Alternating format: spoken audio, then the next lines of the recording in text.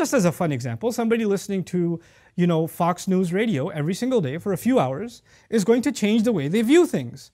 So maybe when they're driving by and they see a woman in hijab or a guy with a beard or something, their view of what they see is completely different than if they were listening to something else, right? What we hear, you can call it propaganda, or you can also call it wherever you get your knowledge from.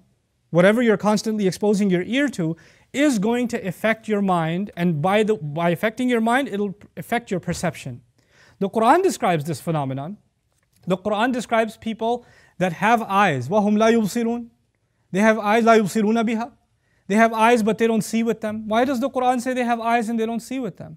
You see, the Qur'an makes us listen and makes us think about simple things like the grass.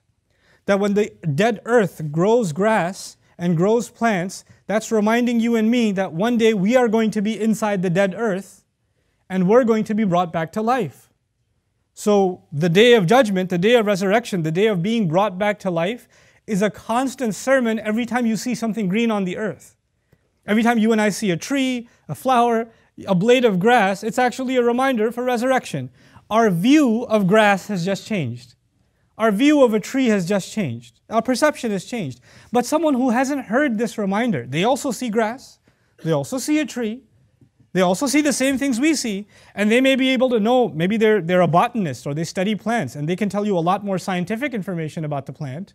They can tell you what species of tree it is, or what area it grows in, or how old it is, and all of it. But they can't see what a believer sees. So in that sense, they're blind. They have eyes, but they just don't see. What I'm trying to get at then, if you go back, is what you hear necessarily impacts the way you see things.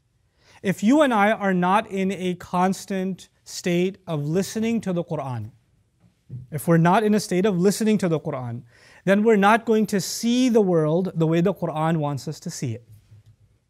You know, when you're out of touch with something, when you're out of touch, your opinions get rusty and over time they change.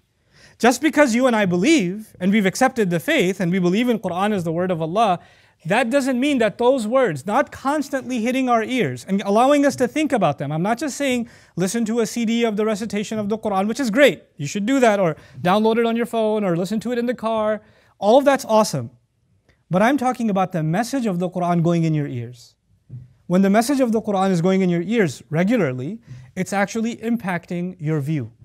But Allah did